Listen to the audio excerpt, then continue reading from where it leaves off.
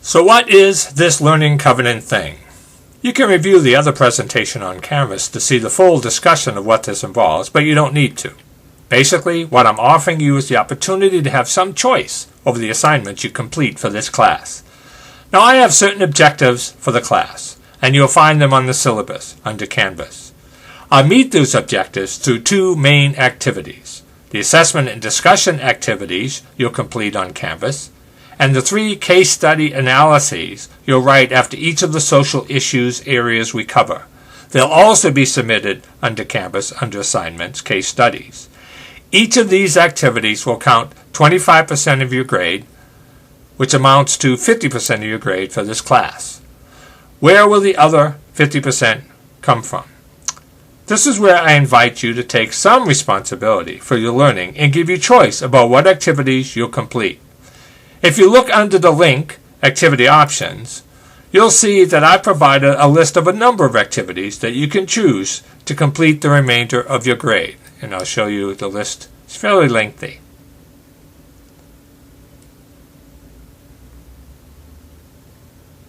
Each of these activities can count as much as 25% of the grade, and thus you would need to choose at least 2. You can choose more if you want, but you would have to adjust the percentages. I'll show you an example in a moment. But again, I only require that you complete 2 additional activities. As you look at this covenant sheet, which you'll download, complete, and submit on Canvas under Module 1, the Learning Covenant, the first thing it asks you to think about is what your learning objectives would be. What knowledge or skill would you like to work on in this class? Let's say that you want to improve your writing abilities and your writing skills. How might you do that? One way of doing it, you could do a book review essay drawn from the list of activities.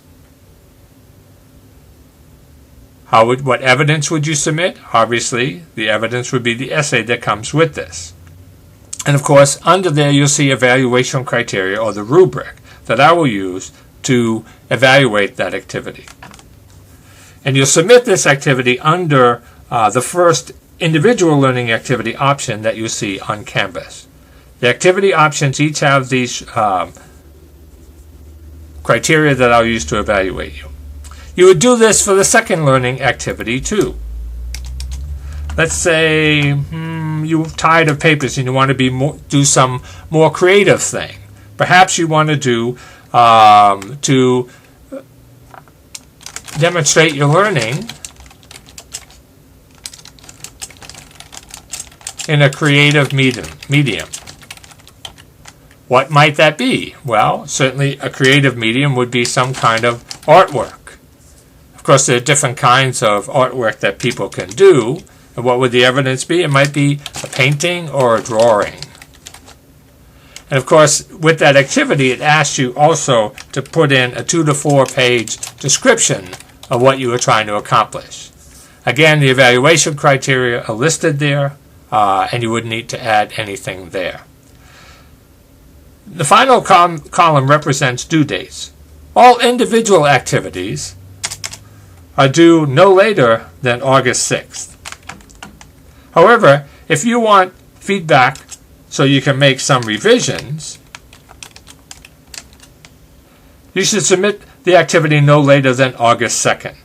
I'll provide feedback to you, and you have until the 6th to make any final revisions. Now here's an example of a completed one that someone might do. So if you can see, the top part is there. The person puts a name in. Again, develop my analytical and writing skills, book review essay. And here it wants to analyze the role of religion in popular culture. And you see each of the columns has materials. In this particular example, they chose to put specific due dates for the assignment. Again, the due date doesn't matter as long as it's completed by the end of the semester. But they're doing it earlier so that I can give them feedback on their assignment. I hope this makes sense to you. And my hope is that by giving you choices on at least half of the activities you do for this class, the class will be more enjoyable for you and for me.